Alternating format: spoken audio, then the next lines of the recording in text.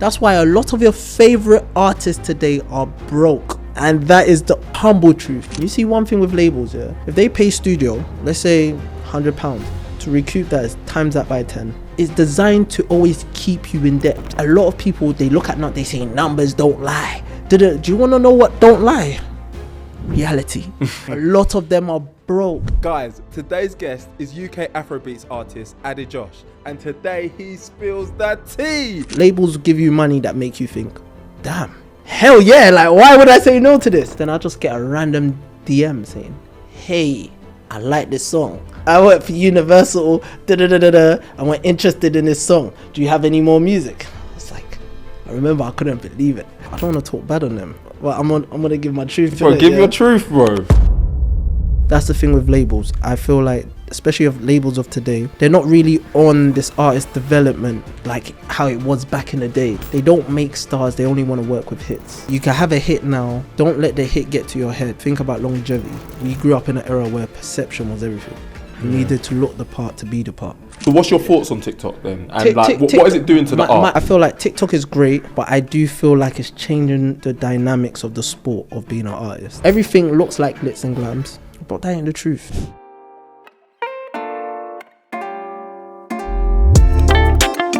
Mr. Reload It, Mr. Gangsta Romance, Hey, it's only right. Mr. Silver and Gold, and there's just no need. No world I'm back, my brother. My God, don't bless me, you. Josh, welcome to the show. It's a pleasure and an honor, bro. Bro, how you doing, man? I'm blessed, man. I'm blessed. I'm actually really happy and excited to be here. I've been seeing great things. So, yeah, man. Right now, it's family. You know what I'm saying? This is what my family does. That's it, man. This is what my family does, man. This is a family episode. And I just want to start by introducing you. Like, today's episode is going to be about music. All things music. Like, there are going to be a lot of aspiring musicians out there. Yeah. And just to set the scene, Josh, you know, he's had some ups, some downs. He's had songs get millions of streams. His songs have gone viral on TikTok. Today we're talking about it all. We're going to talk about the creative process. We're going to talk about, you know, when you get 1 million streams, does that translate to money in your pocket? I mean, Josh has also been on DJ Ag's live stream, DJ AG, sorry. We're going to talk about like what goes into that because, you know, he's blown up. But what is it like from the artist side? So today we're going to give you a crash course in the life of a musician. Let's go. So where are we going to start, bro? Where I want to start it, you know, let's start with a little light-hearted one. I've been doing these blind rankings, and for you, I'm gonna say, bro, I want you to blind rank Afrobeats artists from 1 to 5, 1 being the best, 5 being the worst. You don't know who comes next. Are you ready? Cool. Number 1. Yeah. Davido. 5. hey. No. 5. Drop me. 5. 2. Wizkid. 2. Oh, he gave it 2. I know. Okay. We're gonna go Thames. Oh, I'm gonna put her 3. 3. Okay, Burner. 1. Burner, straight 1. Yeah. Okay, and that leaves last but not least Rema. That was 4, bro. Do you know what is what I would do? Yeah. Is swap Thames for Rema, but Rema, you have to take 4th, man. Okay. But you're GOAT, man. You know what I'm saying? I mean, the Afrobeat scene at the moment, it's in a wonderful place, man. It is. Yeah. But at the same time, I also say like it's still in a find how to stand strong space, if I'm to be real. Yeah. You think? Why is that? Because I feel like right now, not saying we're all losing roots, we have like the people at the top, like Wizkid saying, I'm not an Afrobeat artist. Like, people are starting to lose identity because of how saturated the industry is right now. And when you say they're starting to lose identity, what, they're becoming too mainstream with the music they're Not putting out? too mainstream, but it's like they're trying to disassociate themselves from the actual origin, their truth. So, yeah. I wouldn't say... do you know who I didn't put in there? Ashake. Because he's doing Mr. Money with the rhymes. No, do you know, he oh my gosh, yeah. You see it now, there's a few goats there. A few goats. I'll probably put him... He'll probably replace Thames. Okay. What in 4? Oh, no. I'll put him after Rema. Okay. Okay. Well, look, Josh. Look, that was a quick little intro, Yeah, let's go. you know, a little warm up. Take us back, bro. Like where I like to start. I'm sure your audience will know this, but for my audience, like where does the name AdeJosh come from? Because you're talking about roots and identity. So that let us know where your stage name comes from. Do you know what it is? AdeJosh come from me actually learning to embrace myself. The truth is that I'm Nigerian by blood, but raised in the UK. But the truth is that I was not accepted in Nigeria because they just looked at me as a British youth, if I'm to keep it real with you. Following on that, I knew that I was raised in the UK, but at the same time, the UK at the time didn't really embrace Nigerian or Nigerian culture, like you know what I'm saying. So I kind of had to find my identity, my truth, which is by blood I'm Nigerian, but just raised in the UK. So it's like I'm the mixture, the best of both worlds in one. So it's like I am the diaspora, if that makes sense. So yeah, man. I love it. And yeah, take us back, bro. Like I know you personally, but like is music something you've always done? And yeah, like when did it like become apparent to you that yeah, okay, you know what, I'm gonna give this music thing a go? Truth is, from 1994, when I come out the womb, I was doing music. Yeah. Nah, honestly, I'm just screaming in big. You know what I'm saying? But no, truth is, anything with beats, sound, melody, or rhythm, I'm involved in.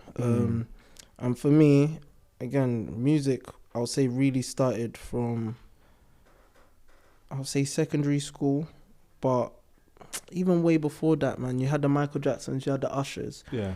MTV Bass, Kiss, like you see back then, like they were my inspirations. Like seeing everything they were doing, I was the little kid in front of the TV that was mimicking the Usher doing the super handstand, the Michael Jackson doing the moonwalk, and from there I was just so invested. So anywhere I went, whether that was school, I was just always invested in the music. But I'll always say my understanding of music, harmonies, rhythm, everything, the church.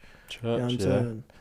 But yeah, man. And then like with the music you played in church, like you were on keys, right? Yeah. How is it like you developed the understanding for all of the beats and putting everything together? So one thing I love about keys is like it's an all-rounder. So for those who get it, keys for me, not even for me, for everyone, you learn so many different elements of music. Rhythm, timing, chords, which is melodies joined together in one.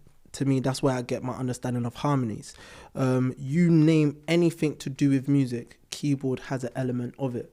So that really helped me. And again, in church, type of church I went to, it's like Afrobeats in general. All we've always done is just got inspiration from there and brought it back home. Afrobeats has been inspired by jazz, influenced by jazz, been influenced by hip hop, been influenced by so many different genres that we bring back home. And that was also church for me. We were playing reggae in church. We were playing salsa in church. We were playing wara, high life in church. We were playing contemporary in church. So there's just so many different genres that we were infusing into one place. And the honest truth is that's what gave birth to my creativity of, okay, me understanding that I get this from here, and I create this, create the new. So yeah. I love it. And then the first song, like I know it's been, how many years has it been now, bro? My gosh. It's been so long. 11 years. 11 years. 11 years ago. And like take us through the journey of that song, because I know it was a crazy one. It was back at uni, right? Yeah, I will buy you silver and gold. Hey, oh my gosh. Hopefully the editor gonna overlay that properly. I'll take you around the world, my baby. But for real, man, that actually happened in uni. And I'll be real with you, like, I believe in things happening. It may seem like a coincidence, but I don't believe in coincidences, if I'm to be real with you. I feel like everything actually happens in its appointed time. Because in 2013, I was one of them guys that I'll just tweet anything. And I remember I was tweeting as a joke, I might become a chef or an Afrobeat artist next year. I didn't plan for that to happen, because the next year I become an Afrobeat artist. And realistically, how that happened is, my boy, my phone accidentally synced to my boy's computer, not knowing that 2 years later it synced, I'll have the silver and gold beat on it. And that was created by accident. The person that created didn't know I was ever going to jump on it. So realistically, by the time I did jump on it, everything happened so organically within a week. I had a guy who's the founder of Guap. His name's Icon Ibrahim. Big you up each and every time. I had him that just randomly said, hey, by the way, I got a studio, so if you wanted to like come true, let me know. But I feel like at the time he was inviting me because he knew I played keys, not because he knew that I was an artist. Then I had another guy that's on the track, Oba. He just said, Josh, you're on this music thing, man. I want to do this music thing. So honestly, all in the space of that week, I made a phone call to both parties and say, yo, what we said? I didn't know what it was going to sound like. I didn't have a vision for it. In fact, my goal was to see 500 plays in the first day, but I think it saw like 5,000. Wow. You know what I'm saying? So the honest truth is everything has just happened, and it made me realize that even when I finished recording it and I got the reception and we dropped the song, I remember calling the producer ATG, just saying, yeah, you know you're a producer now. Like, you know what I'm saying? We need to start cooking. And he's gone on to big things as well. Look, when I deep it, from that phone conversations, he's gone to cutting a record with Kelly Rowland, having songwriting credits for Rihanna. He's had songs he's got a Grammy with Burna Boy. He's Grammy nominated with Grammy.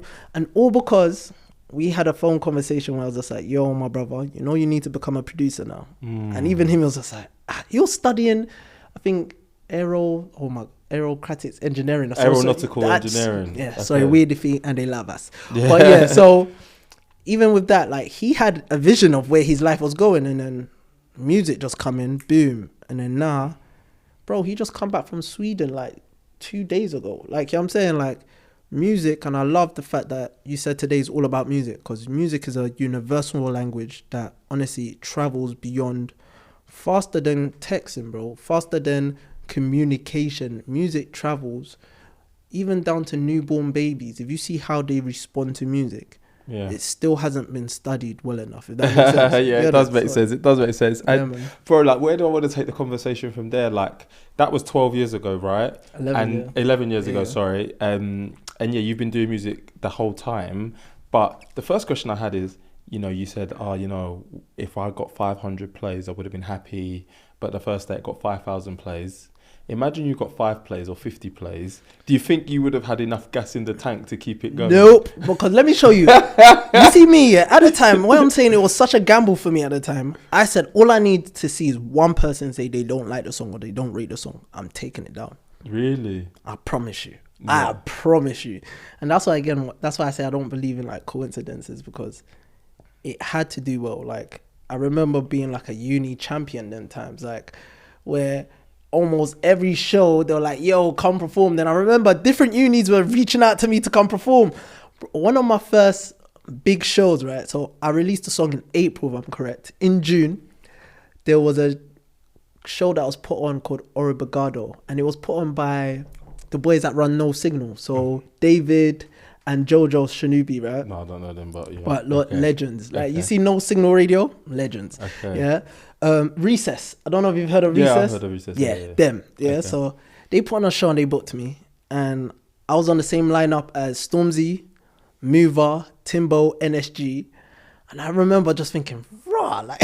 Yeah, wow. Like, all from me thinking, but let's go studio. So honestly, I feel like everything that's happened in my life with music, it's because of... I can't say I planned it. Yeah. I can't say I planned that, this is what's going to happen, this is going to happen at this time. I've just learned to follow where the music takes me. Yeah.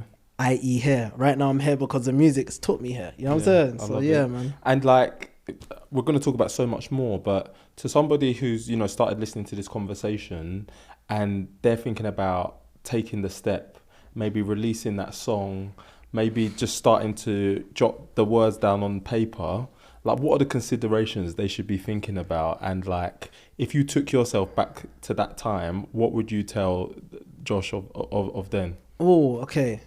First, to the people that want to do music, drop music, one thing I would say is, especially if you're coming up, and you're not like the Davidos or the Wizkids or the Storms or Daves or the Sench, drop music. You never know where it's going to take you. Some of my biggest songs, a song that actually got me signed to Virgin EMI, I personally hated the song. Do you know what I'm saying? No, I didn't hate the song. I didn't really like the song. And I wanted to scrap the music video. Which one was it? It's a vibe. Or It's a Reload? vibe. Yeah. It's a vibe. Like, I know it's a vibe. But the truth is with that, I remember I shot 2 videos back to back then, Sorry, off topic. No. We had Cherry B and we had It's a Vibe. And I was shooting 2 videos. One was on the Friday, the other was on a Sunday. Mm-hmm. I put so much energy into Cherry B because I thought that's the one that's going to go off. Because I was talking, make I kill him with success, how you mean? Mike grab a Maggie, but I like my Cherry B. And I thought, right, to the point that we got a corner shop. I was able to go behind the counter, act as boss man. I had so many people showed up for that. Yeah. I thought that's the one. Yeah. Okay, 2 days later, It's a Vibe shoot. Everything was just delayed. Things weren't going to plan. I remember I bought pizzas and the pizzas were meant to actually be in the video, right? But you know our people, we brought pizza, the pizza was gone before we could even press play. And I just remember after the shoot, I told my management team saying, look, in respect, so that I can respect your efforts you guys have put in, I don't want this to drop on YouTube or whatnot, but I'll post it on Instagram, but I'm not with this song. It was these guys I was saying, nah, Josh, trust me, man. Nah, trust me. Mm-hmm. And I was just like, whatever. The song went crazy, done way more than Cherry B. And that's what got me noticed by Virgin and Universal and whatnot.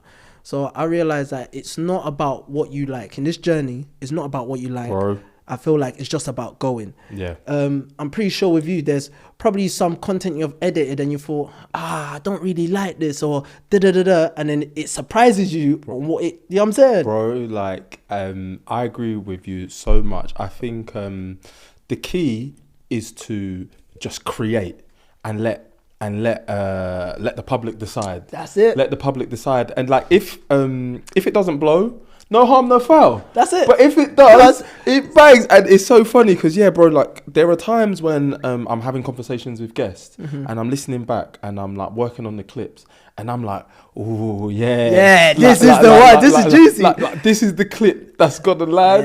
Yeah, and then I'll post it on TikTok or whatever. Yep. I come back the next day and it's just like, it's a little 1,000 views. It's the clips that, bro, like, I'm just editing them. I'm like, let me just get something out today.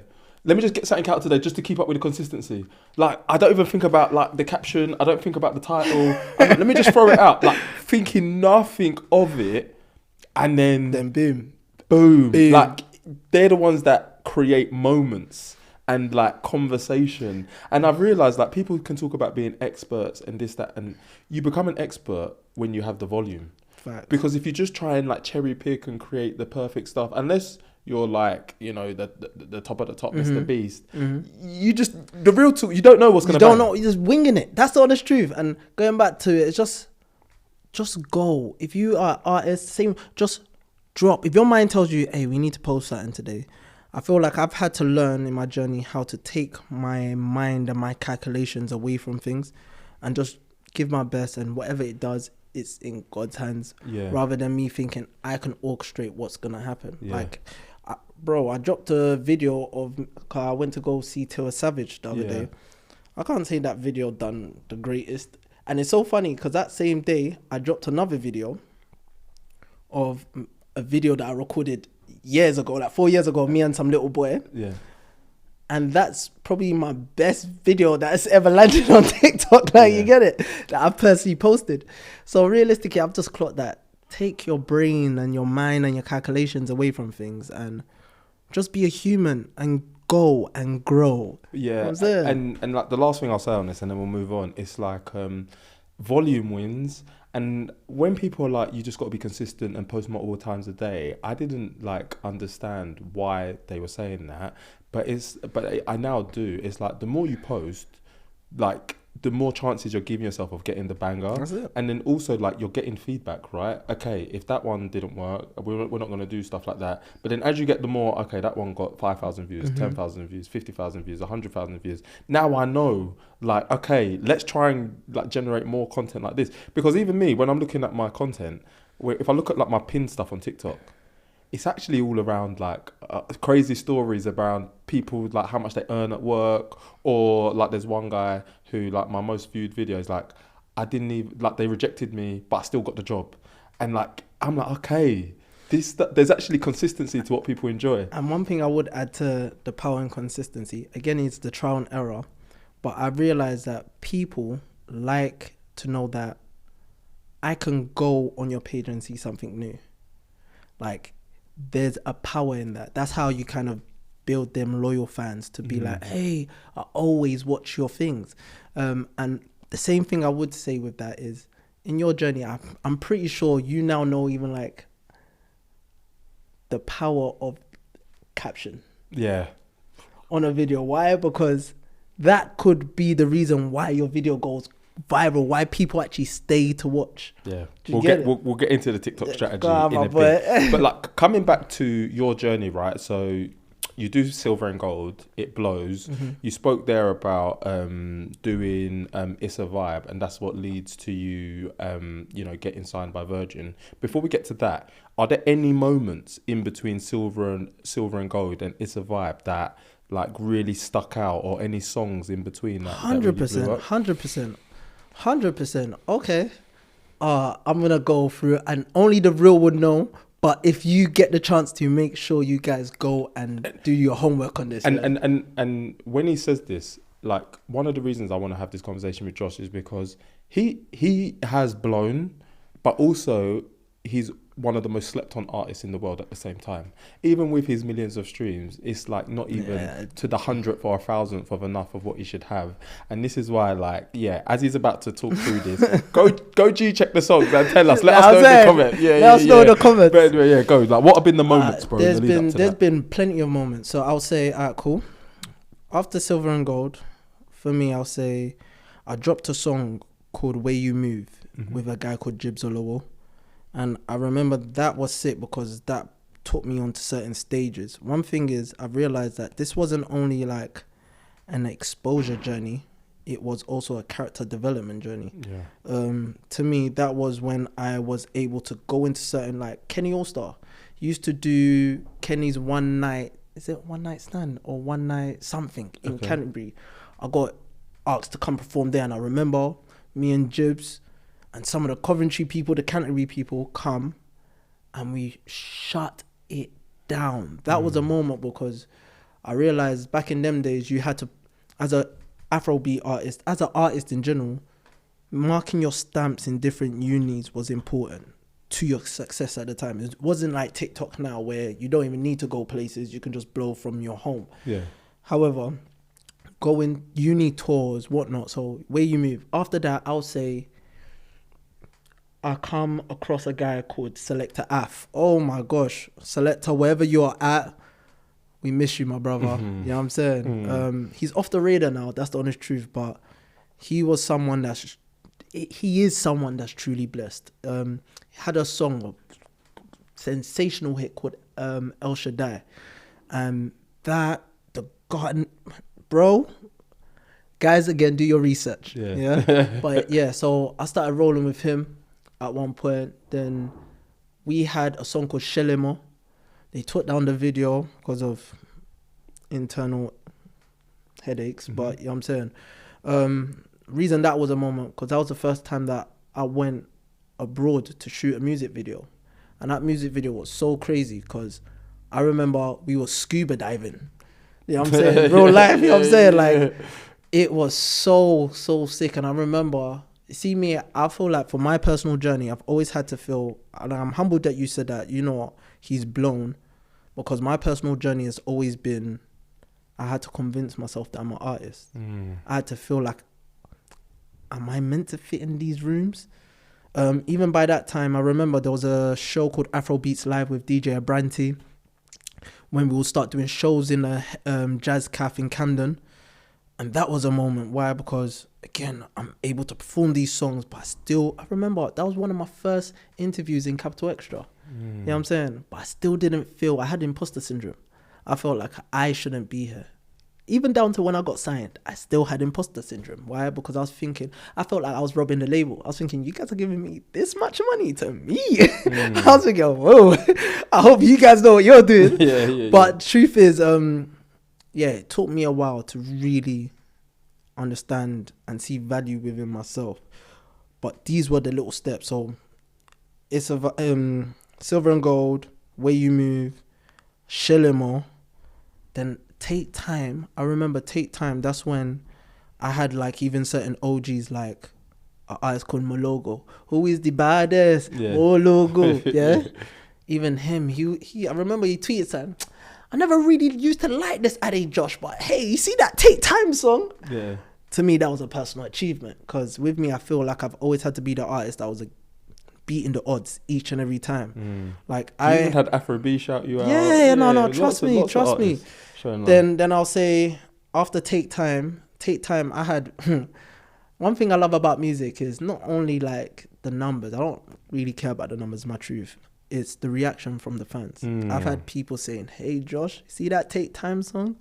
There's certain stuff that's gone on in the bedroom to that song in the background." You know what I'm saying? Yeah. But I love it when people are like, "Look, I can't stop rinsing this song." And again, that was a song that happened by accident. Take Time, where I was in ATG's house in Benfleet. We recorded it in his garage, and I remember I was working in a warehouse right next to his house at the time. So that was a moment, because I feel like I've always had this battle of reality versus dream. Reality versus dream. Reality was that, okay, I had to work or I wasn't rated. The dream was that I can do this. But I'm seeing small results of people saying that, I see you bigger than who you are. Following on after that, after Take Time, where are we going to go? I had an EP, Confident EP. That was a moment for me. Why? And this was pushing up towards 2016 at the time. This is all SoundCloud days. You know what I'm saying? This is all I have so many stories in between that people's done me wrong. Yeah. Like renowned names. People that, I know who he is, but they didn't show me love or give me flowers. Not that I needed it, because I'm still me. However, again, it's character development. It's made me understand how to deal with people, not to hold things heavy to heart, and how to keep pushing. But Confident EP for me at the time was me saying, okay, I'm confident in my sound now. I'm confident knowing that I'm AdeJosh. And I remember when I dropped it, people were like, yo, this project, like, I had Afrobeats on there, I had New Age music on there, and I had Ray's music, if I'm correct. You know what I'm saying?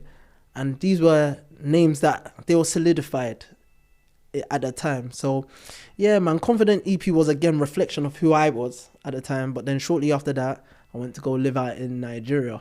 Okay. Yeah, to do music. And just before we get into like the Nigerian stint, so it sounds like all of these moments that we've just discussed, they probably happened over like a 5-year period, shall we say? 5-6 year period? No, this is between 2014 and 2016. Oh wow, 3 years. Yeah. So that was 2 years. But I wasn't as consistent as I needed to be. Why? Because there was more people that were more consistent, dropping more music and visuals and everything than me.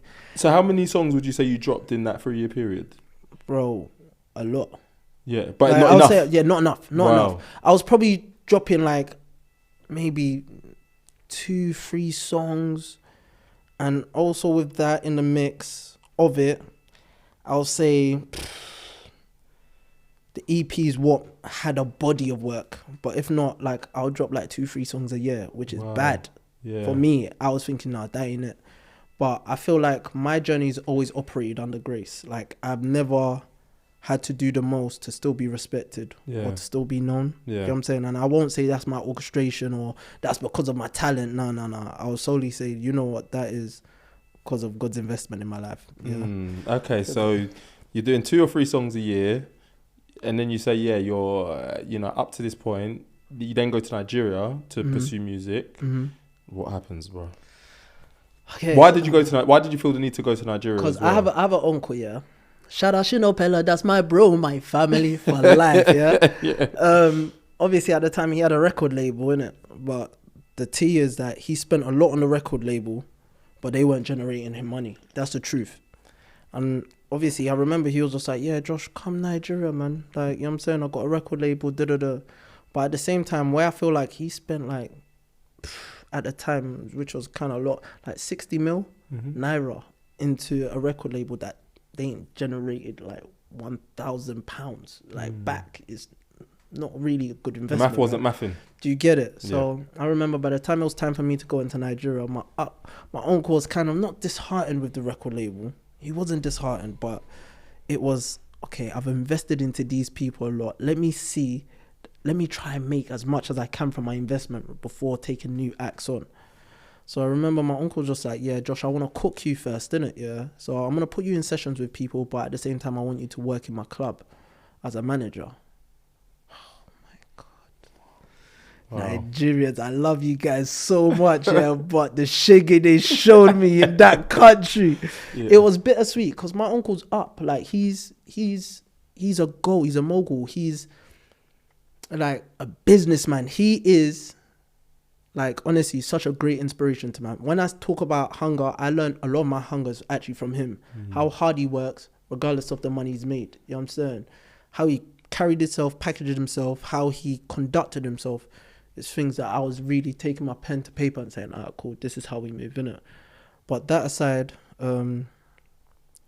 Nigeria was so bittersweet because everything that I wish for myself, I was a servant. So, you see, I met all the Lamides, I met the Wizkids, the Davidos, but I was the guy bringing the bottles to their tables in the club. Wow. Do you get it? And then to be saying, hey, I do music and all of this stuff, it was very much on...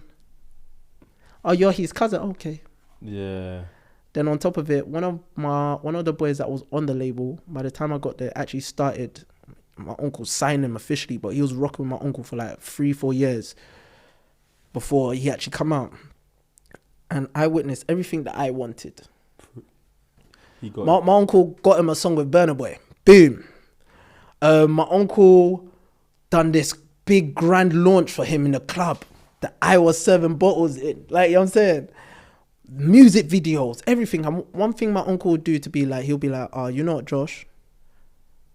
And I do appreciate it. It's not that I don't appreciate it, but I felt like, it was like, so you don't feel left out, yeah? What I want you to do, yeah, so people can get used to your faces, I want you to make sure you have a cameo in all of these videos. You know what I'm saying? So all of these music videos, there's a tune that my cousin Q done with Olamide. I've got a little cameo in there. Little Kesh, I've got a little cameo in there. There's so many little plays that he was doing for man that I'll get a cameo, but it just wasn't it's not what I come to Nigeria for. You know what I'm saying? And funny story, yeah. So there was a time in Nigeria that, don't get it twisted, my uncle did set up sessions. So I did work with the Young John, I worked with Phils, and I worked with the Nigerian producers. Why it was bittersweet for my journey at the time is a lot of the work that I done. So I did perform in Nigeria, but that's off the back of people in the UK that knew that I was in Nigeria and they connected me to certain promoters. I went there with just one of the boys from studio, performed and I cut. Like, it was at Hard Rock Caf, which is a... Yeah, I know. So, alright, cool. Reason why it was bittersweet. So sorry, it's going on, but no, it's my truth, innit? Yeah. Bittersweet because at the time, 2016, Nigerians still didn't embrace UK. Like, if you're from the UK, they didn't embrace our accent. They looked at us as, bro, we are the ones that swindle you lot. Not that, you know what I'm saying? They didn't rate our sound, our accent, or our dressing at the time. So with me, I was kind of standing alone there. I remember even when I was trying to fit in, they'll say my pidgin sounds like I'm Ghanaian. Like, you get it? And it was just like, ouch. It was a lonely time. Fact. So even the producers there, when I was working with them, they wanted me to sound like them. And I remember just in my heart, like, I feel like God was just telling me, don't change who you are. I didn't call you to change who you are. You're AdeJosh for a reason. Stay true to it. So it got to a point that I had to record myself. And my truth is that I had sessions where I'll work in the club, 7 p.m. The club, because they know how to party, finish 7 a.m. From 7 a.m., the boys in the studio will be sleeping. So that's the time I get to go into the studio and I'll record myself. I I remember asking ATG send beat packs, whatever I can do, whatever I can get my hands on. That's what I was trying to work on. So then from 7 to around 2 o'clock, that was my studio time. Then from 2 to 6, I'll sleep. 6 to 7 is when I'll eat, get ready, back to work, and that was my clock. And it was bittersweet. What made me come back to Nigeria is Nigeria or UK? Back to the UK, sorry. Yeah. There was a day in the club that someone slapped my face. Yeah, bro. One of my bedrooms from the UK at the time come to Nigeria, and these rock. I don't even want to add part of David Dole's camp. Yeah. That's why he went 5th. I'm joking. no, but jokes apart though. No, what really happened is he must have probably thought I was trying to move to his cousin or whatnot, not knowing that I know her. Do you know what I'm saying? Bro, you just turn around and just say, who this guy be? Push me. Boom! And I remember, at that moment, I just thought, hey, my life. Like, is this what my life has become? I remember I had so many angry conversations with God, yeah? From when I was seeing everything I wanted happen to someone else. I was thinking, why the hell am I here? I was making more money doing whatever stuff I was doing in the UK. Bro, my salary at the time, I'll keep it real with you, was like 70k naira, which is change. What's the equivalent? Bro, we're gonna have to Google it, but it was probably like £35 or something crazy at the time. Something crazy. Yeah. I just couldn't survive off it. Like that's the truth, innit? So yeah, cut long story short, I remember that day. And your uncle didn't back it. Did the guy who slapped you get kicked out? And tucked in. I'm gonna show you exactly my uncle's response. But do you know what is? My uncle's a G. His response to me was, Josh, no. So I've gone to him saying, bro, they've just slapped me. And I told him, look, the only reason why I'm here is out of love. I don't need this. You know what I'm saying? I said, I'm making times 10 in London. I don't need this. He turned around and said, Josh, this same building that we're in, me, that's the club owner. They've slapped my face here too. And he said, look, what I need you to do is remember, handle business like business. Don't take things personal. Think about the brand, think about the company, and move on. No. I was expecting, hey, bring out the choppers. We got to do something. No, it wasn't that. He was basically like, don't mess up my bread. Yeah, fact. Like hold that. Hold it. You hold it. Literally. No. But do you know, it's one thing I am going to do. One thing I can't. My uncle called the guy because my uncle's well respected. So the moment the guy clocked that, oh my gosh, I'm his cousin, yeah. He was just like, my brother, no. He was trying to apologize and all of that, but to me, that kind of raised that kind of raised a slap. So my uncle spoke to him saying, you don't know that, da-da-da-da. But to me, everyone went on partying within 20 minutes, bro. Yeah. I couldn't believe it. I was thinking, we need to get the choppers, call all the mandem to forward right now. But it wasn't that. So back to the UK you come. Oh, sorry, no. But yeah, shortly after that, I just knew, my time here is done. You know what I'm saying? So shortly after that, made the arrangements to come back to the UK. Shortly after that, that's when Money Bounce come out. And that was a moment. Because again, them times, Capital Extra, BBC, all of these people started showing me love. Shortly after Money Bounce, then we started going into the Cherry Bees and It's a Vibe. Okay, so before we get into It's a Vibe, right? Up until that moment, obviously you spent a year in Nigeria. You've done all of this stuff. You've had all of these moments. Mm-hmm. Financially, right? With all of this success that you're having, Capital One, Extra, Interview, BBC, this, that, and the other, like, are you seeing like all the music videos as well? Because these music videos cost peas to get people to shoot it. Like, it's going to obviously some of your bedrooms, this, that, and the other. But with all the money you're investing, are you seeing ROI on it in these first few years? No, and I'll show you why. Because by the time you dropped the music video, right, SoundCloud wasn't paying these times. SoundCloud, so it was, as you said, like from 2017 is when I started. So the Money Bounces and that's the things that actually started to go on. Okay. You know what I'm saying? Now, before that, we're dropping music videos on Link Up TV, GRM. They're getting the money. We don't get the money. Wow. We don't get the money. And the funniest thing is, as a come up artist, they used to charge you. I think they still charge people to upload your video that they're gonna make money off. So they're eating off both ends. What? Oh my god! And it wasn't small change; it was couple hundreds. Yeah. And if you wanted the premium things, you could go back to 4 digits. No. It was a lot still. So you realize that there was definitely more investment. And I'm gonna be real with you. I feel like the grace that I've always had is just the team that I've always had around me, or people that are just always prepared to put in the work. You know what I'm saying? Yeah. For a lot of artists at my time, it was more a long-term investment rather than, hey, we do this is our returns back. Like a quick one. Yeah, I get that. And that's why it's like, I'll be real with you, by the time we got signed, my manager, who I have to actually shout out at the time, his name was Tolu. His name is Tolu, but my manager at the time was Tolu. And even when I got signed, I had a guy called Yoms, YB, Chop City, my family. The money they've invested, they made their money back plus profit. You know what I'm saying? So, you know what I'm saying? When the deals and all of that come, it was worthwhile. You know what I'm saying? But obviously, you can't put a price to time. They spent years really trying to make things work for me. You know what I'm saying? Like, you're forgetting, do you know how, look, the reality of it, do you know how many artists will buy clothes, wear it, and return? No. Do you think, I love the styling as well because we got money drip? No. There's a lot of ugliness. You're wearing it with the tag still in? Yes. Or better yet, you take off the tag, if it's park it to the side. If you need to glue it back, if you need to, you know what I'm saying, get a little lighter to just make sure that the rope sticks together. Bro, it's been an ugly journey because a lot of people don't see how ugly it gets. Bro, give us the real, like. Look, when it comes to mixing and mastering, when it comes to music video, do you know how much negotiation you have to do with videographers? Like, just say, hey, bro, this is my budget.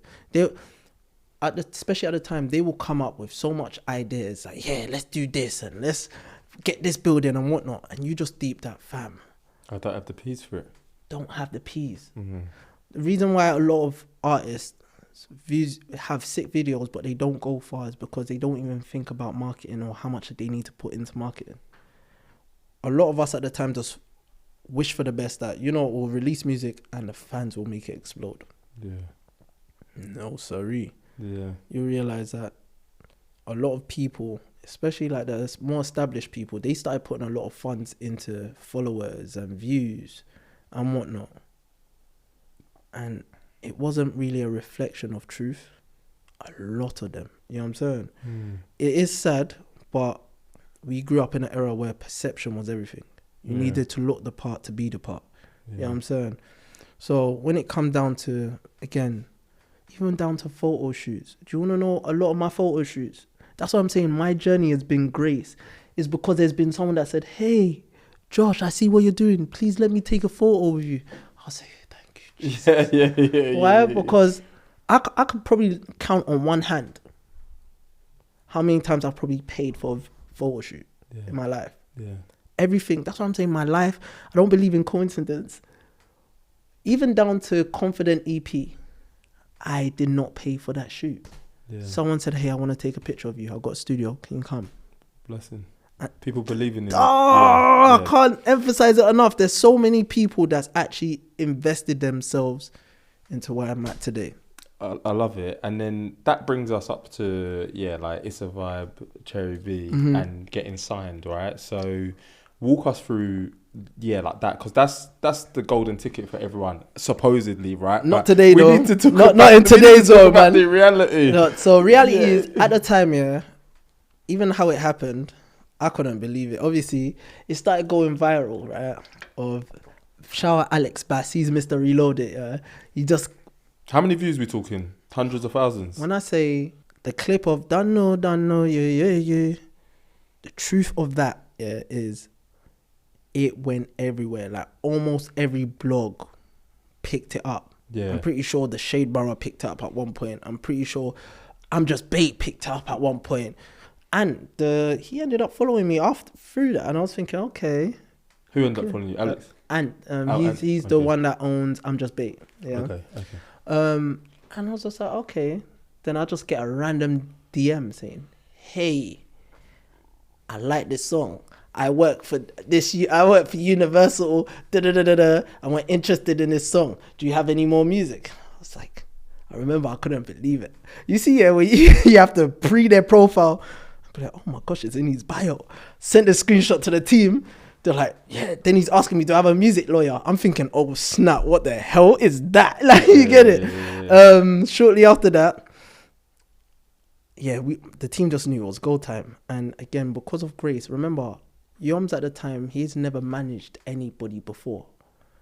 But he's just made so much connections in his life. Yeah. So the music lawyer, Wale, big up Wale, who's also Burna Boy's lawyer, Thames' lawyer as well. He's a GOAT. He's someone that's actually always had my back. Always. So Wale, you are a GOAT. Love you times a million. So he jumped on board. And he told me straight, he was just like, yeah, if he reached out to you, because the guy that reached out to me, he's known that, yeah, if he reaches out to you, he's signing you. Okay. He's prepared to drop the money ASAP. Mm-hmm. I was like, damn. And I started seeing some figures. But obviously, when I told him, yeah, my lawyer is Wale. Wale is someone that doesn't play. So when he heard, damn, Wale, he just knew that, yeah, now. Got to come correct. You get it. So. And then, okay, you hash out the deal. How does the deal work? You don't need to talk specific figures if you don't want to. I'll be real with you. How does the deal work? Okay, first and foremost, what happens is there's a long process. They will reach out to you. You can see the contract today. Doesn't mean you're going to get signed next week or a month after that. Could take up to 6 months to a year before you guys actually put pen to paper. Why? Because there's so much back and forth. There's so much. You see, all right, cool. A question for you guys, yeah, so you can understand how contracts work here. The question I'll ask you is, would you prefer a penny that doubles itself every day for 30 days, or would you prefer 500k upfront now? 5 seconds. 500k up front. I would have answered that. Yeah. I don't know what a penny doubles every 30 days. I saw this recently. Yeah, though. So you know what it is, yeah? If you guys know that answer, in the comments. Yeah. But that's what labels do. Yeah. They will give you the big money first. Cut long story short, it racks up to almost 5 or 10 million. Is it? Yeah, a penny that doubles itself for 30 days every day. Yeah, it's crazy. But labels give you money that make you think, damn. Hell yeah, why would I say no to this? But they know that by the time you're coming to the ending of your contract, you're going to need more money. You're on the ropes. Yeah, do you get it? So realistically, not everything that glitters is gold. That's the truth, isn't it? How long do these deals typically last? 1 year? So it depends. It depends. So it could be. So my one was more options. I had 2 single options and an EP. Yeah. I don't want to talk bad on them, but I'm gonna give my truth. Bro, give your truth, bro. Truth is that I felt like a lot of the groundwork was still on my team, man. I can't turn around and say, you know what, they helped me like I've never helped myself. They're called the machine. So with one phone call or one email or even potentially one text, they can make something happen. I remember I've messaged DJ Target for God knows how many emails throughout my whole journey. Hey, Target. I've even probably done some dubs for him in the past. I've never got a response until I got signed. I didn't get a response. They said, oh yeah, we'll get the Target to... And I was thinking, are you guys sure? It's like, yeah, we can get him to play it. Bro, Target played my song and it was like, shout out AdeJosh. I was thinking, dog. No. Okay, so they did some good things. They did some good things, but one thing is it's not things that... It's things that hold value in a moment. There's no longevity to it. Yeah. That's the thing with labels. I feel like, especially of labels of today, they're not really on this artist development like how it was back in the day. They don't make stars. They only want to work with hits. Do you get it? I feel like in today's world, there's more publishers that invest more into artists being successful as a artist more than labels. Labels will think about your brand now and then follow the trend tomorrow. So basically, it's almost like gambling. That's it. They're just like, let's throw a little bit of peas at as many as possible. That's it. And then maybe we get a Tyler. That's exactly it. Exactly it. It's like crabs in a bucket, man. As long as one is able to get out, yeah, we're good. Do you know what I'm saying? So they sign you, they chuck a little bit of change at you, and then they don't help you. Then it's like you still got to do everything yourself. Like, but all you've got is I'm signed. You got I'm signed. Obviously, they will give you a team, but if you are not vocal, if you are not, they'll just give you the normal standard tick boxes. Like, you have to really cater it to yourself, because if not, they only know the formula they know. You know what I'm saying? What worked for their last artist. You know what I'm saying? And they just kind of find new ways to do that. Whereas I deep that, nah, they haven't signed an Afrobeat artist like me. This ain't Afro Swing, UK Afrobeats, where this can be a global skill. But yeah, at the time, I'll be real with you, like, they didn't get me in with no producers. Wow. They didn't, like, at the whole, I think I was with them for like, let's say 2 years, if I'm correct. They didn't, apart from the DJ Target shout at playing your song. Yeah, obviously they have radio pluggers, so they have the connect. It's not like that's anything special for them. They can do that for any of their artists. Yeah. If the artist is weak, they will do it. Do you know what I'm saying? But when it comes to catering to me, catering to my sound, catering to my development, I just felt like they wasn't invested in that manner. To somebody who's listening to this, and maybe they're like a young upstart, and like labels are hovering around them, what is it that they should be considering before they, sign the deal? Make sure that they care about you. One thing is, I feel like everyone in the industry knows that the people in the industry give a good talk. Oh my gosh, do you know how many? I've heard, hey, I can get you on the billboard in Australia. I know the guy. I know him. Everyone talks, but I feel like you just need to be able to vouch for the talk. So it's not about, look, people show you their Instagram, people say, oh, look what we just done with Thing. That doesn't mean they're gonna do the exact same thing to you, or you're gonna get that exact same response. So I say, honestly, if it's not an energy thing, like, make sure you're able to see the people that actually want to invest into your growth. Like a label that's saying, hey, we want to get you in the studio with this person, not to change who you are, but for you to explore the more that's in your potential. Do you know what I'm saying? And that's what I'm saying is, like, don't be a hit to them, because hit comes and goes. Like, once upon a time, Michael Jackson was #1 on the billboards everywhere. It's not like that today. Do you get it? So you can have a hit now. Don't let the hit get to your head. Think about longevity. If you're going to work with anyone, think about work with people that are prepared to say, you know what? I'm prepared to take a loss 3 times if I know by the 4th time we're coming. Everything, our investment, we're getting it times 10. Like, you know what I'm saying? And work with people that always want to do more. Like, you know what I'm saying? If you say, oh, you know what? I want to do a show of 500 people. Work with people that say, no, let's try get 1,000 people. And then people that are prepared to map out ideas on this is how we're going to do it. And honestly, I'll say, stay away from labels that are just trying to get you to follow trends. Before, they used to invest so much money into a music video. Now they're telling artists, hey, do a TikTok. Oh yeah, we've got this company that works with ads. Do a TikTok. No shade against TikTok. TikTok's a greater platform. It's the greatest platform for exposure today. Yeah, you know what I'm saying? Facts. However, before TikTok, there was still artistry. You know what I'm saying? Stay true to the actual foundation of the art rather than the flow of the trend. Oh, I've been dropping. So yeah, come on. But yeah, so that's basically it, man. But with going back to my journey, so I had 2 singles. I'm gonna keep it real. So I dropped Reloaded. No, so they wanted this a vibe. Yeah. It's a vibe. But then I remember while the negotiation stages were going on, it was, I told you it takes a couple of months. I dropped a teaser of Reloaded and that ended up going viral. Yeah. And before you signed anything? Before I signed anything to paper. Bro, the contract said it's a vibe. The contract they offered me said it's a vibe. When they've got a whiff on the radar that, they're like, hey, we don't want it to vibe no more. We want this Reloaded. You know what I'm saying? I said, hey, I'm not mad. And it's because It's a Vibe's even going off today. I am so happy that they didn't take that song because it's 100% mine. Do you get it? Yeah. So they took Reload It, and Reload It done its thing. I can't lie to you, but I feel like Reload It done its thing because of the package of everything. Like, it was a package of, I just got signed, so it looked like, yeah, you're finally getting your flowers. Yeah. Then it was also to a major, Universal, so it was like, okay, sick. Then obviously Universal are also doing their thing with DJ Target, the Kenny All Stars.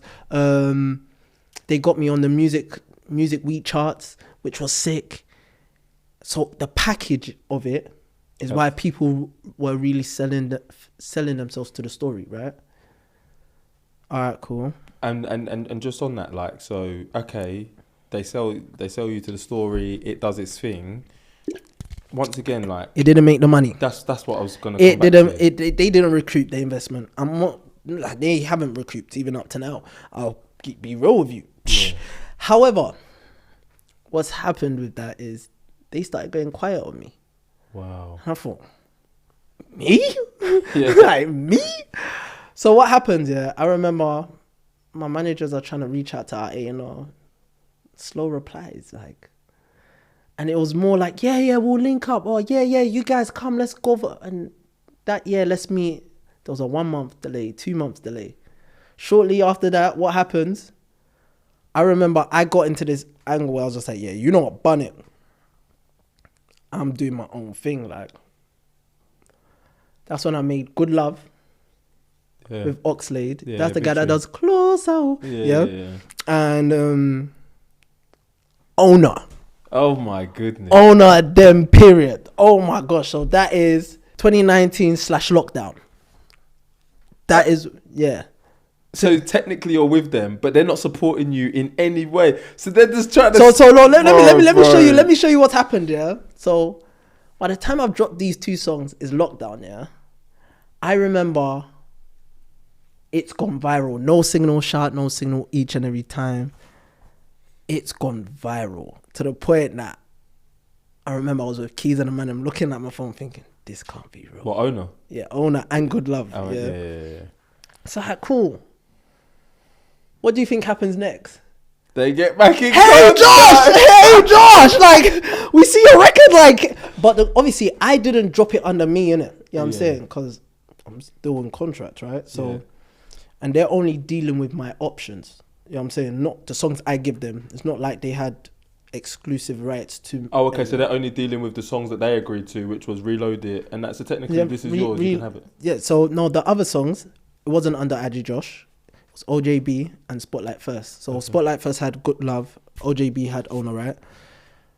So when they've hit me up, like, hey Josh, like, yeah man, like, hey, great record, we still have like another single, like, what's up? And then they were like, yeah, we're prepared to throw this at you. And I remember I was talking to my lawyer and I was just like, I don't want to be here no more, because I'm seeing the success of what I can do at the label, right? You know what I'm saying? Yeah. And at that time, other labels were really like, yo, you know what I'm saying? Yeah. So my lawyer at the time was just like, I don't want to keep it real. He looked at me just like, hey Josh, it's free money, man. You get it? It's like, take it. Then after that we could cut. Okay. We done it. We took it. So we done. For what song? Bandits. Okay. That's with a guy called Ads. Shout out Ads every time. He is a very talented guy. So yeah, took the song and then man, kept on pushing. But at that time I've already switched off. Switched off to the label. And just to bring it back to like Owner and Good Vibes, or Good Love, sorry. Is it Good Love or Good Vibes? Good Love. Good Love, yeah. So I'm looking at it here. Good Love, over 500,000 streams. And this is just Spotify, right? Yeah. So we're not talking YouTube, we're not talking Apple Music, we're not talking everything. And then Owner, I can't even see it here, but I know it's got millions. I know it's got like millions. Yeah. And bruv, even to this day, when I'm out at the club, if someone gives me the Spotify, that's the tune that I'm spinning. And people are like, oh yeah, I know this one. And even to this day, like if you're performing, you give them the encore. That was a real, that's still a moment. Yeah, no, timeless. And again, that's one thing I do appreciate, I'll say, with my journey.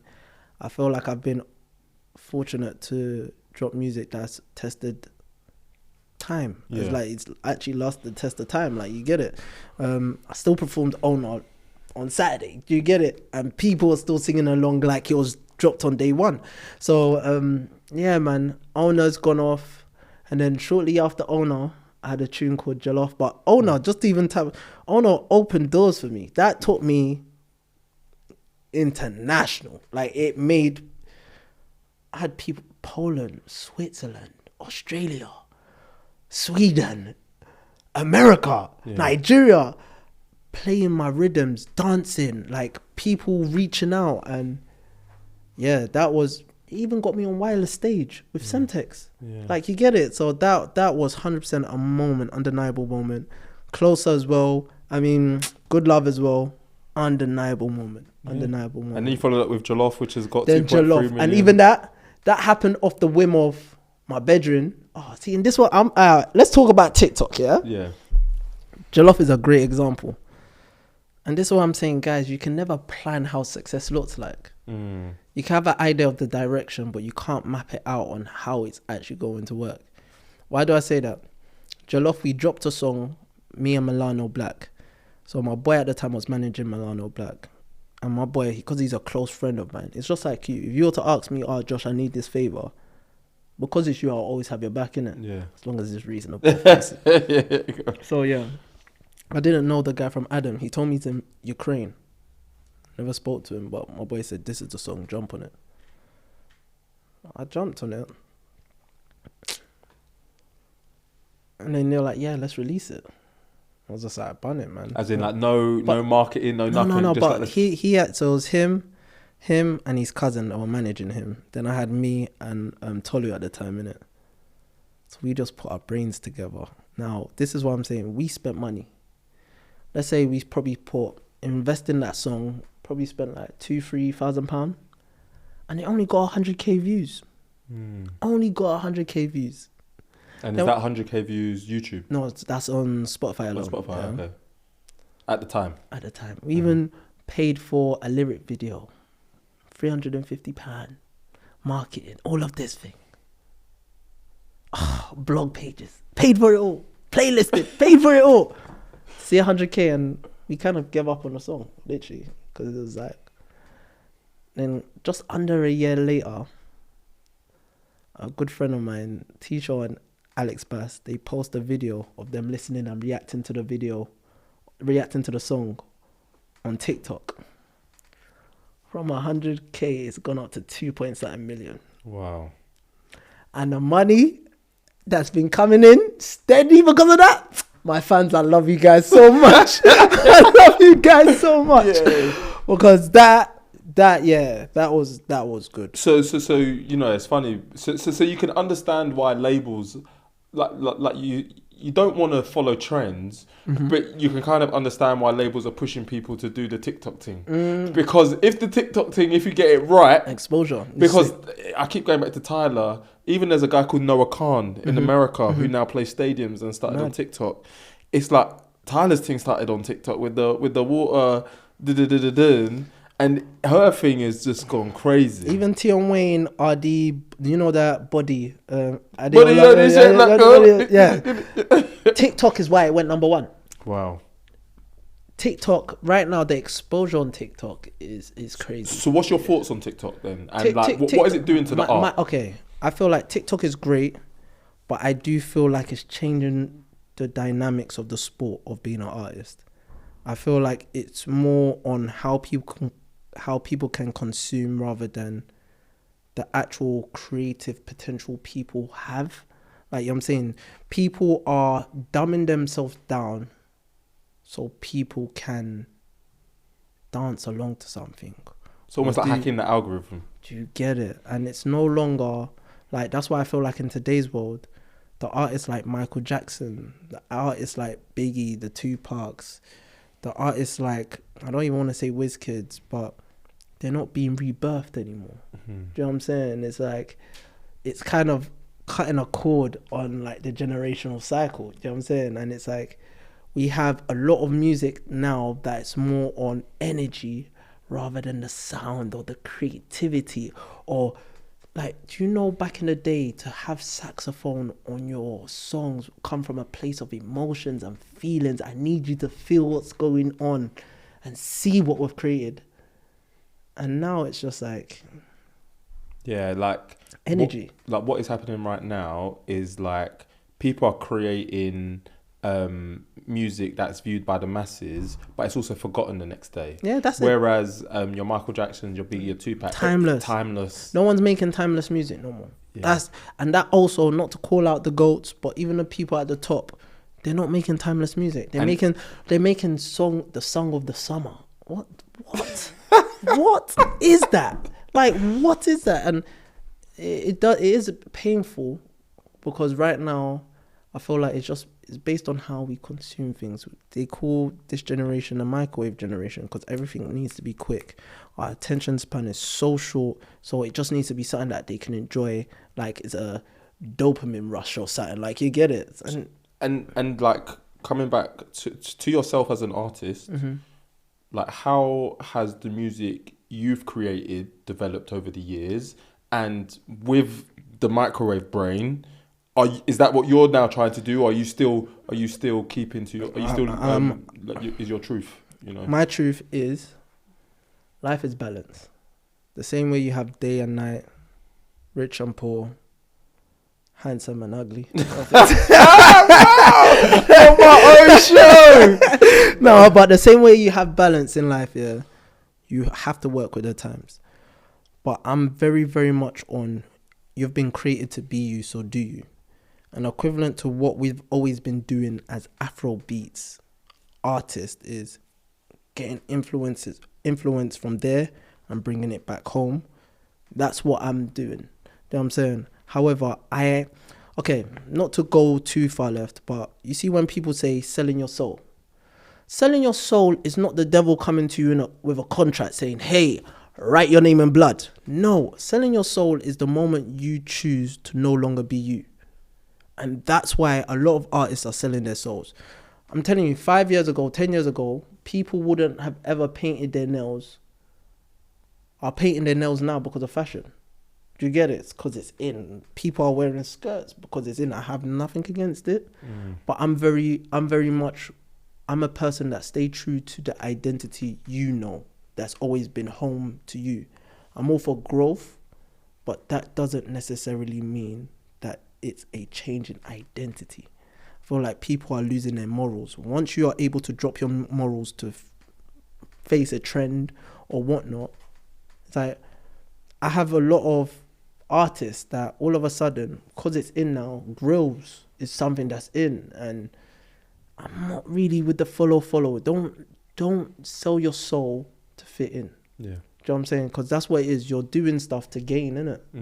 So yeah, stay true to who you are. Love it. Let's go back on the TikTok thing, and then we're gonna get back to the money thing. So yeah, we've spoken about like TikTok trending. Like, how has social media like impacted your adoption and your growth as an artist? So we've spoken about how TikTok helped Jollof, but like you're very active on Instagram, you're active on TikTok, you've done the gangster romance stuff.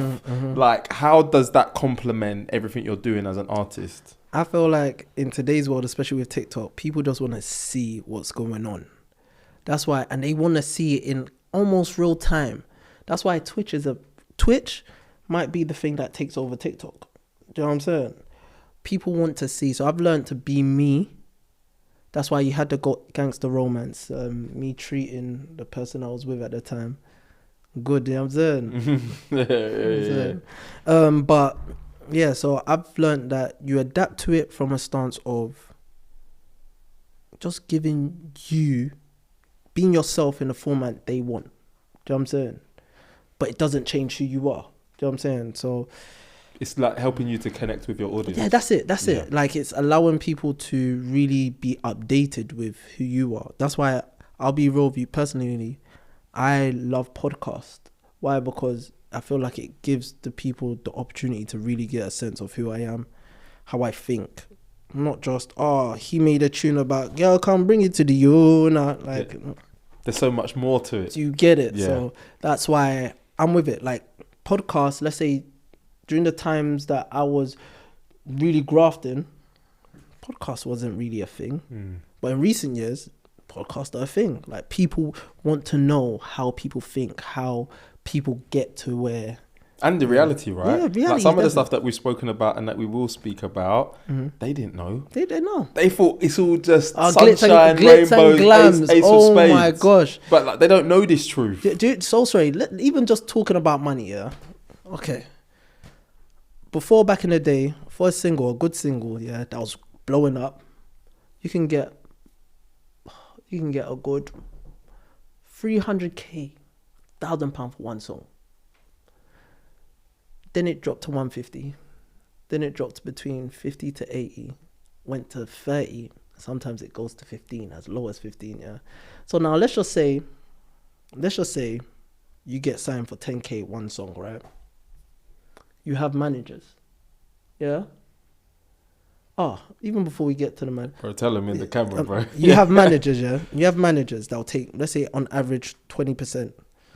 So that's 2k out your pocket. Yeah.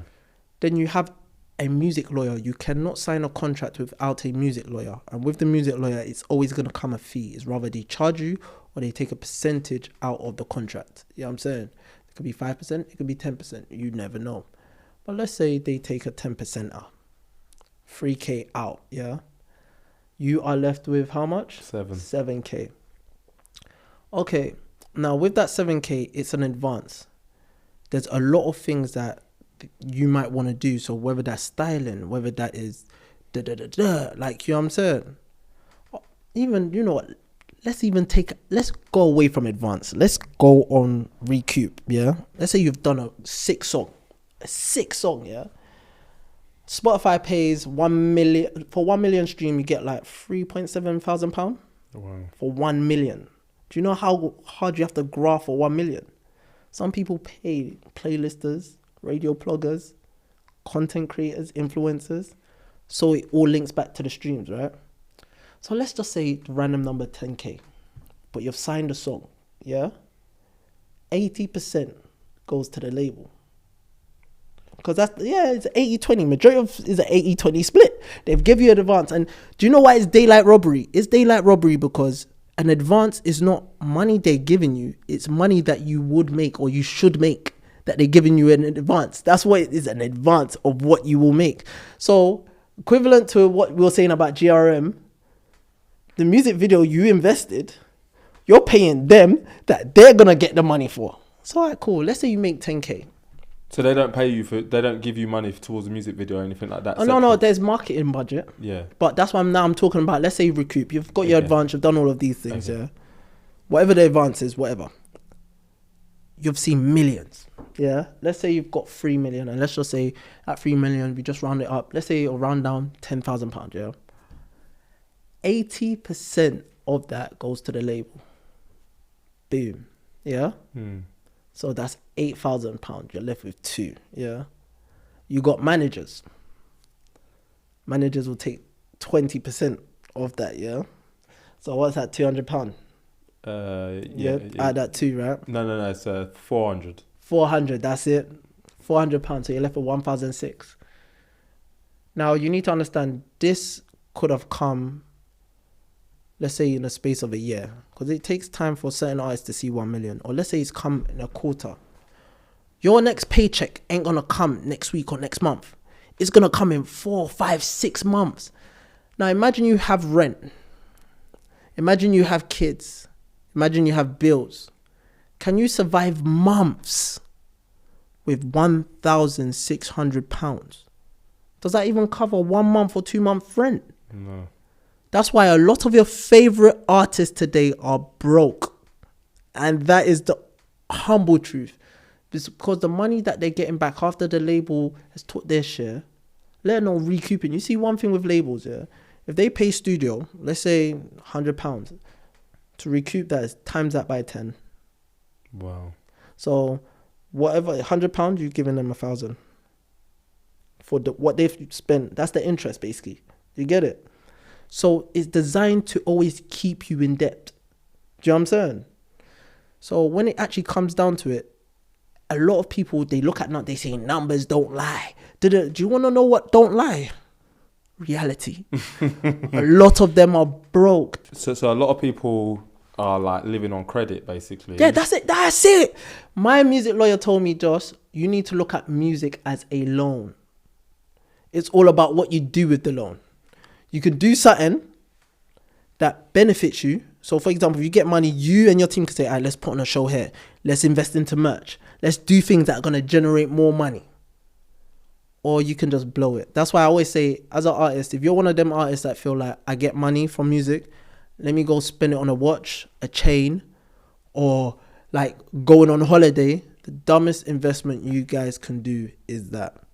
Because that money's not coming back. Do you get it? Do you think the time of the music label is done? Because yes and no, but I feel like the way they're playing the game now is they're making sure that they solidify themselves where they can't be erased. Like, that's why they're partnering up. A lot of labels have partnered up with TikTok. Okay. Where it's just like, all right, cool.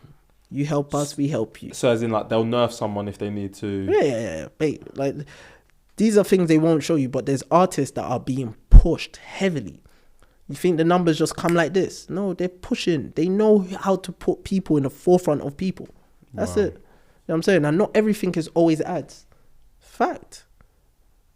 Bro, it's not always ads. And one thing is with ads, I'm not saying ads are not good. Ads are good, yeah. But at the same time, you need to understand it's a business. They need to make sure that if you blow today, you're going to want to buy an ad tomorrow. If you give you not, it's not. That's why they will promote. I don't know if you've seen it. When you're scrolling, let's say you've just posted. After you're on your For You, you just say, I suggested you should promote this. Even at the bottom, it'll say promote to get more viral. Go.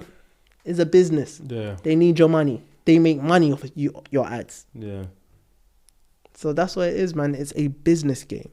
The goodness of it right now is that there is still a lot of heavy organicness to it. There's artists that don't need to pay ads. Like, this, it's a vibe. I didn't need to pay ads. You know what I'm saying? And there's a lot of numbers that I've seen from it. And with money that you get from things like that, is that monthly? Is it quarterly? Is it yearly? TikTok. Wherever you're getting the piece from. Hold on. Music money is not like a 9 to 5. There's no one that's getting paid monthly. It's kind of like paycheck by paycheck. That's why a lot of artists, they try to do as many things. Sponsorships, shows. PRS comes 4 times a year. What's PRS? That's royalties on like radio, publishing and whatnot. I believe it is every January, April, July and October, if I'm correct. Mm-hmm. They're the quarters. And majority of people get paid is like their salaries on that, their royalties. And with that, like you said, like there's the publishing side. There's a publishing side, and there's obviously publishing is more on that composition of the actual song. So the words, who composed the song. And whereas the royalties on the master is the audio, like it's the actual masters of the song. So they're 2 different components in one world. You know what I'm saying? It's crazy. So like on that, like you've spoken about the money aspect and how hard it is to actually make money. Mm-hmm. Are there any other like misconceptions of music that people really need to like take note of today? Look, okay, there's so many. Look, shall I be real with you? Okay, life is a facade. Correct me if I'm wrong, yeah. Please correct me if I'm wrong. But from the small knowledge I know, it's like let's use Love Island as an example, right? You realize that the world operates on adverts. That is okay. Love Island. Do you know they don't make money off how many people watch them? I don't know. They make money on the advert. When you have eBay that's saying, "Hey, buy eBay." Like, there are people that saying, and all they say is it's like people do stuff for the power, the bargaining power, to say, "Hey, you've got 9.8 million people that watch our thing between these hours."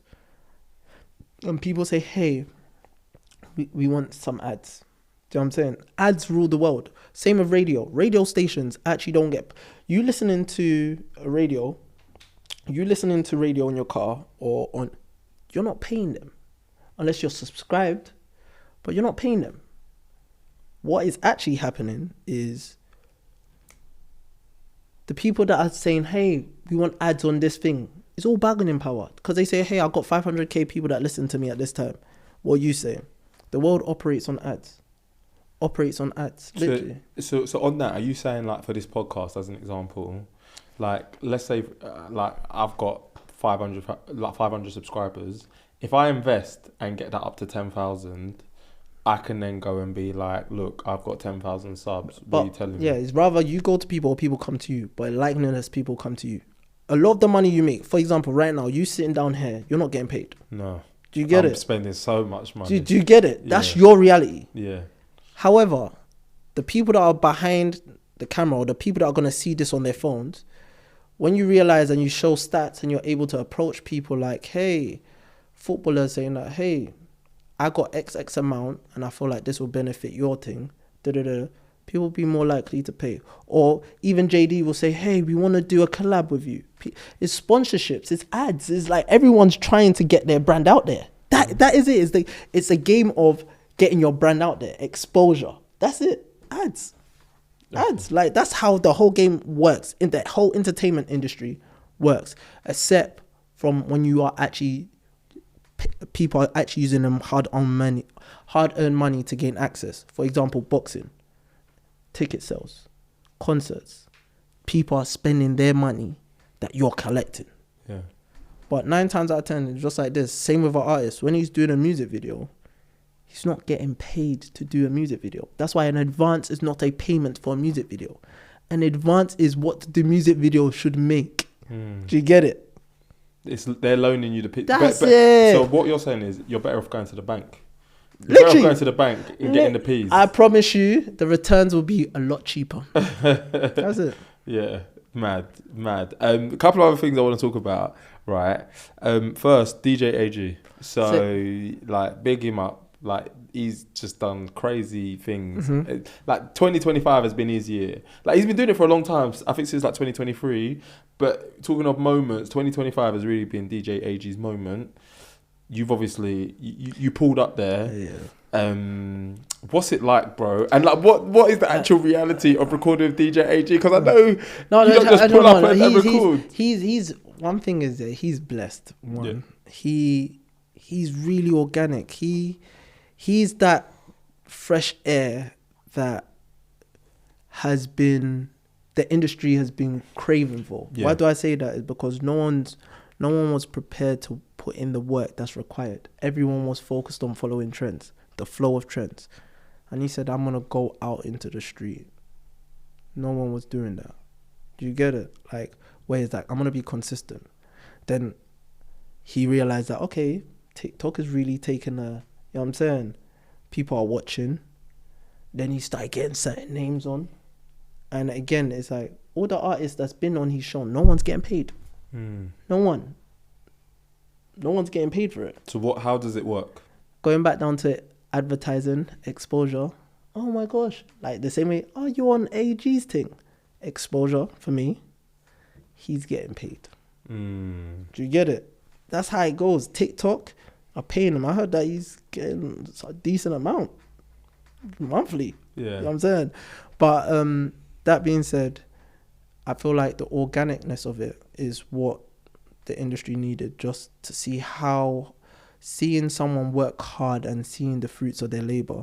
So going on it was amazing. I'll be real with you. I was outside King's Cross representing for UK Afrobeats, and it was sick, man. I can't lie to you. Like, how does it work? Do your people get in contact with his people to say we're interested? There was a little email that was going on between his camp and my management, and then from there, the rest is history, innit? You know what I'm saying? So yeah, man, which was sick. That was sick. That was actually sick. And then like what comes? So like you said, it does advertising for yourself, and like what comes off the back of it? What comes off the back of it could be, again, whether that's for brand, whether that is people saying, hey, I want to work with you, whether that is, okay, you know what, other DJs saying, hey, there's a cypher, hey, da-da-da-da-da-da. Like, how long do you get? How long do you get when you're there? So I believe you're allowed to do 2 songs or whatnot, but I just done a quick mashup of Ona, Jollof and Good Love in one, and then kept it spinning. Yeah. But it goes back down to, let's say, eBay, See the Love Island thing I was telling you about? what do they gain from it? They're the one that's probably paid Love Island. What do they... No one might actually buy from their thing. But the hope is that people buy from what they're putting out there. So that's what it is, man. Yeah. So people that saw it, again, it helped my brand. You know what I'm saying? I believe he posted it on his page as well. And that went off as well. So yeah, man, it's just sick, man. Like, I feel like my fans love it when they see me doing well or doing things. Like, you know what I'm saying? So... But like you say, I think the takeaway from this conversation, you're doing big things, and like I said, you've blown, but it doesn't always equate to the dinero, and I think that's like the key thing for aspiring musicians, because like you say, there's people who they're not living their truth, they're like showing a lifestyle that's not real. Like, by you coming on here and sharing the real, like, you really are like being truthful, and I love it. Do you know one thing I would say for any artist, yeah? Drop 1 million songs, and I'm not even lying on the number 1 million. Why do I say that? Because by the time your royalties come up, all of these other songs join together, you realize that, okay, you're actually paying yourself a good 9-to-5 salary. Do you get it? So the more songs you have, goes back down to the more options you have, the ones that can go off. Even the ones that don't go off, you realize that, you still have a loyal 500 people, 1,000 people that are listening to that same song monthly. You know what I'm saying? It all adds up. That brings us nicely to, like, you know, obviously we've spoken about the 2020s. You've continued releasing music. There's two things I want to say. So first is that, do you feel like now you're at a point where you're releasing enough music? Because I've always said to you, I don't think you release enough. Yeah. We need a full album. You've given me some... I ain't never done an album. Bro, that's what I'm saying. Like, I think that your catalogue and body of work is... I think the love you would get from a full album. Like, do you know it's one of them things where, like, you put things out and you think, oh, this is going to bang. Like, it's going to be like it's a vibe. Like, you don't know that it's going to bang, but I'm telling you... It's gonna bang, bro. Like, you just need to put it out and see what happens. Do you know what it is? You've inspired me. Like, you've actually inspired me to 11 songs. Okay, and it's gonna be 11. Done. My truth is, the reason why I've shied away from my albums, because I've just always felt like I wasn't there yet. You remember I was telling you about that whole identity issue of me feeling real like I'm an artist. I had to convince myself that I'm an artist. People say, hey, you're sick, but I never looked at myself that way. I just looked at myself as somebody that knows how to hustle and make something work. I never looked at myself from a high horse of my talent, just more from a place of, I just know that give me lemon and water, I'll make lemon juice. Do you get it? That's me. You know what I'm saying? So I've always focused more on the work rather than how it's been received, isn't it? Like, for you, what has been so with that then, is the goal just to produce good music? Is it to make money? Like, is it to touch people? What is my goal? All right, cool. So I have so many different goals, right? One of my goals is to treat people that the way that I wish I got treated on my come up is to treat people with the grace that I wish I received. You know what I'm saying? My biggest goal is to just be a light into every room that I walk into. And honestly, to inspire, because I know, again, just thinking about that little kid that was looking at Usher and Michael Jackson, there was a feeling in watching these guys. To give that to someone else, that is me just playing my part. I don't know how big the story is ever going to be. You know what I'm saying?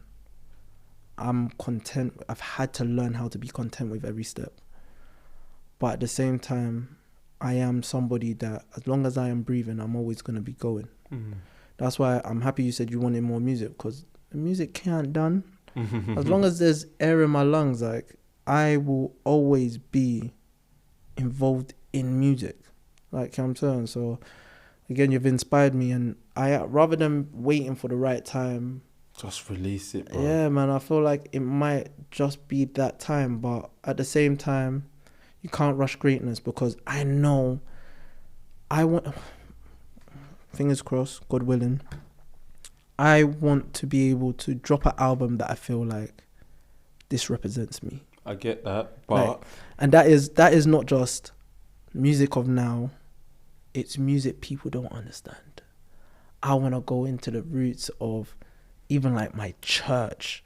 I want to go into the roots of the music that really inspired me, that shaped me. You know, I have so many songs that I can say, see me, I'm the type of person I've always been is, if I fall in love with a song, I don't need to fall in love with a song. I just need a part or a melody or something that happens in the instrumental for me to feel like I can, if I like something, I'll listen to it a million times. yeah. Without, back to back.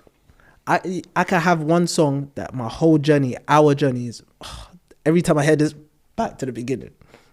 And it gives me this feeling. So there's certain songs that shaped me. So I want to be able to give me. So even when I listen to it, it takes me back to them moments I was grinding, or the moments I didn't know myself, but knowing that I was still being molded.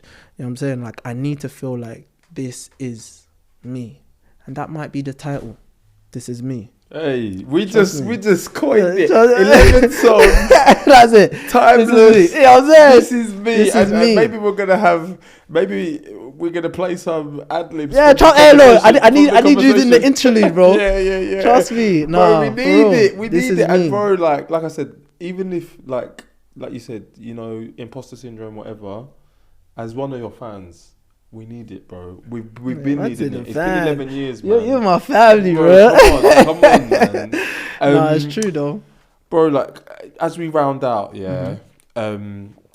fast forward to today, and you're not just an artist. I mean, you are, but now you're doing great work in prisons, bro. Yeah, so can you just give us a little bit about where your gift has taken you and the great work that you're doing in prisons now? So I work for a charity called Untold to the World and Back.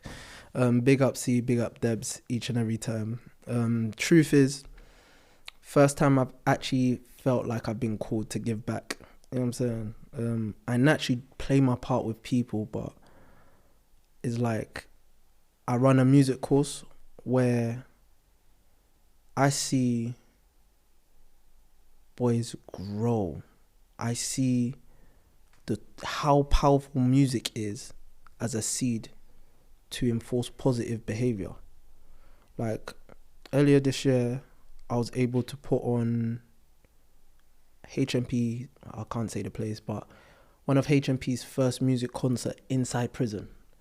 And I got the boys' outfits, we got them tracksuits, got staging, got lighting, and we done rehearsals where it was a full-blown production where the boys were even acting. I had boys in therapy sessions sitting down like this that were talking, and then as they're talking about their life, the music starts playing and they just start rapping. It had the people in the crowd so drawn in, yeah. There was people in the crowd that were crying. Like, that is one of my greatest achievements this year, that music concert. Why? Because it was called Timeless. No, it was called Limitless. And it was basically the narrative behind, although they've been labeled a criminal, their future is still limitless, just based off the choices they make today.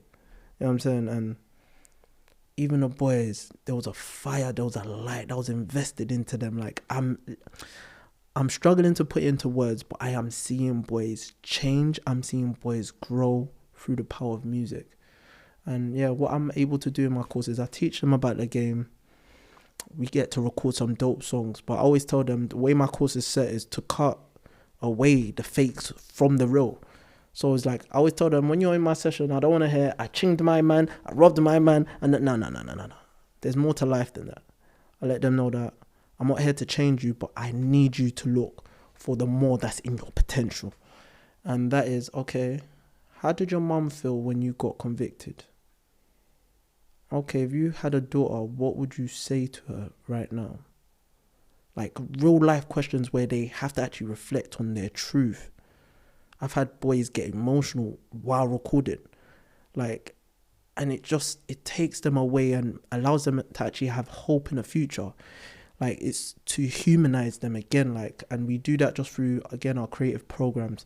Again, just to talk on Untold, it's not only music we do podcasts, we partner up with partners that do acting, fashion, like anything creative, we bring that, and it just allows the boys to again build that sense of hope. So yeah, man, the music that I've been doing is just me giving back, man. It's just me giving back. Yeah, man. Big up Untold. Big up each Untold, and every man. time, man. Because I think, yeah, a lot of people who, you know, they end up inside, they think that their life is over.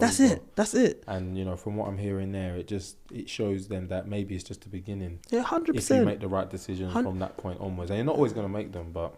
Sorry, just even going back down to that concert, it wasn't a performance for the rest of the prisoners in a concert. I done it for people that can bring opportunities to the boys. So I had A&Rs, label execs, radio heads, industry heads, people from different fields all watching these boys perform. Mm-hmm. And everyone in the crowd wanted a piece of the boys. They wanted to say, yo, this person had a future. And again, what it done for the boys is made them actually believe that, yo, all I've been doing before is like just rapping to my friends, but there's more that I can get out of life. I was having a conversation with one of the boys saying, listen, if I ever see you in this place again, you're the person that messed up. Because your gifts is not meant to be boxed in these walls. Yeah. You know what I'm saying? So yeah, man. Yeah, man. I love it. It's just wholesome for me, Car. I'm giving back, man. I love it. And like coming back to AdeJosh, right? Mm-hmm. Like you've released a couple songs this year. Mm-hmm. You know, we've teased maybe the album This Is Me. This is like, me. What's upcoming for you, bro? Like for your fans, for the people who've gotten to this point, what is on the horizon for you, man? Do you know what I really want to do? And someone actually was in my DM 2 days ago about it. I want to do a headline show, man. But I need to make sure that this show is special. So if there's something that I personally want to do, it's do a headline show. I don't know how big or how intimate it will be, but it's definitely something that's on the playing fields. Then hopefully after that, I want my villagers, you know what I'm saying, to know themselves. Not just know the artist that's on stage, but to know that we are the people that stand behind them. So when it comes down to album mode, I know exactly the people that are going to really be shouting on top of the lungs for me. So yeah, concert, album, and then God willing, what I want to do is, I'm a big fan of just connecting dots. I want to be able to just give opportunity to even the boys inside, even Untold. Like anything that I can do to connect dots, that's what's next for me. Like I realize I'm more fed in helping my neighbor.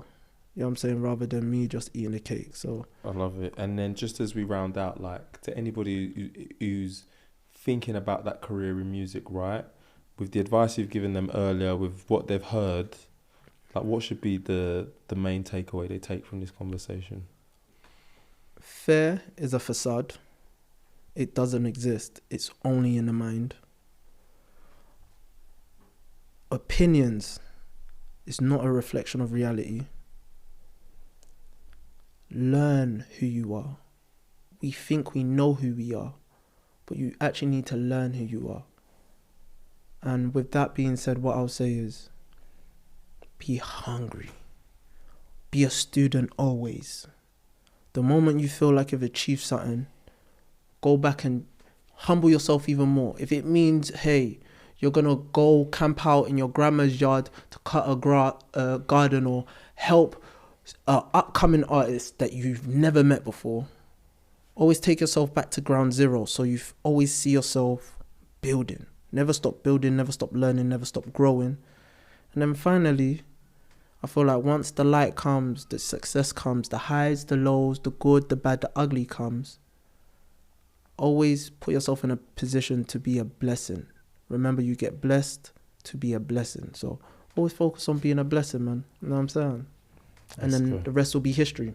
Let's go. All right, awesome. Josh. Quick fire round before we wrap Let's up. go. You ready? Favorite artist? You can't do that, man. You can't do that, man. Favorite artist. Are you gonna give me a genre or just who comes to mind first? I say that. Quick fire. Oh, okay. You know what? Right now, I'm gonna say, you know what? My favorite artist that I'll say has been that I respect his creativity. That whenever I listen to him, I don't know what to expect. I'm gonna say Rema. Okay. What's your favorite song of yours? My favorite song of mine. I don't have a favorite song. That's fair. But if I'll say a song that I will say that I've had on repeat, it's not out. Not that it's not out. It was out. It got removed. Oh, is it? Yeah. What's it called? It's called Gentleman. Okay. I know be gentleman. I sampled Fella, and that one I thought that was it. And I sampled Fella and Wasil in one song. Why did they remove it? Copyright? No. I paid someone to put it on their Spotify, and then that person just decided one day after a few years to just remove it. Really? Mad. Hey, look, I'm telling you, the industry's dark, man. It's dark, man. One global hit or consistently streaming catalogue? Consistently streaming catalogue. 10 short sessions or 1 12-hour marathon? Oh, that works both ways. But you know, I'll probably say long marathon. Okay. Keep a tight crew or open sessions to new creators? Open sessions to new creators. Refine lyrics for a week or melodies and stacks for a week? Bro, I don't even know what that one means. Yeah, no, I know. Wait, I know what that means. Basically, refine. That's a good one. Refine lyrics or melodies. I will prefer to, melodies and stacks. Why do I say that? Because that is what can beautify. Like, that's what people are drawn into first. They hear the melodies before they actually digest the words. One big viral moment or steady mid-tier views for months? Both. Both. UK first momentum or a tour in Lagos? The reason why I'll say, there's two. Okay, I have to say reasons real quick. UK, why I'll say is because the money is always going to make sense. You know what I'm saying? Yeah. If you go steady and you blow in the UK, great. But touring in Lagos, the love you'll receive, it will be unmatched. So I would say both. Okay. That both of them are on the agenda anyway. So. And then premiere on a big platform or own it on your own channels? I feel like just understanding the business nowadays, I prefer to own it, man, on my own channel. Because premiere on a big channel, if it goes off for them, they reap the benefits. That's my big takeaway from this thing. Trust me, man. The people who are eating are not the people you think. Fact. What? Yeah. Anyway. Come on. Majority of businesses, have you ever seen the actual, not the CEO, the investors? Do you see them? You don't, man. Come on. Yeah, Josh, man, this has been a crazy conversation. Come on, man. Insightful. I like to finish off with the same question, bro. Like, with everything you've been through, what advice would you give younger AdeJosh? What would I give younger AdeJosh? Believe in yourself more, man. Like, I feel like I spent too long trying to believe in myself. I could have entered rooms, jumped on stages, confidence sells. And I feel like the lack of belief showed in how I conducted myself, operating with people. So if there's any advice I would say is don't be afraid, be courageous and believe. Let me tell you something, bro. They talk about like overnight successes. When you have another moment, like everything that's happened to this moment, it will have led to it. And you're going to be like the 12-year, the 13-year overnight success. But like compounding is real, you know. Everything that you have done from uni times to now, like when the lid is blown off, the genie, when the host is boarded from the station, it's not coming back. Do you know what's crazy? One thing I always tell myself is, I don't want to be the person to tell my story. I want to witness people tell my story. Say, hey, I remember when he was doing this. Or like, no, you guys don't know. I want to be the person that's saying, I don't need to open my mouth. Like, people know the story. You get it? Or people do research on a story. Yeah. But yeah, and man, what a story it is, man. But to those people who've gotten to this point, where can they find you, G? You can find me on TikTok. That's AdeJosh Noni. It's crazy that I'm starting off with TikTok, but hey, that's the world and generation we're in now. Instagram, AdeJosh Noni. X, as they call it. I need to get more active on X. I was really active on there, but there's peace to be made on there now as well. Yeah. That's AdeJosh Official YouTube. Just type in AdeJosh, man. And anywhere you want to hear good music, man, just follow me on Spotify, Apple Music, and You know the vibe. Come on. And to the listener who's gotten to this point, you know what we're doing, guys. I'm really excited about, this episode and all of the episodes we have lined up, man. They're all massive creators doing big things in the world, or entrepreneurs who are making millions of pounds. So, to that end, keep commenting, keep liking, keep sharing. Let us know who you want to hear from next. This is going to the moon and back. If you want to follow us at WMBFD Pod, and with that, this is another episode of What My Best Friend Does. If you didn't know, now you know. Over and out. Over and out. Peace.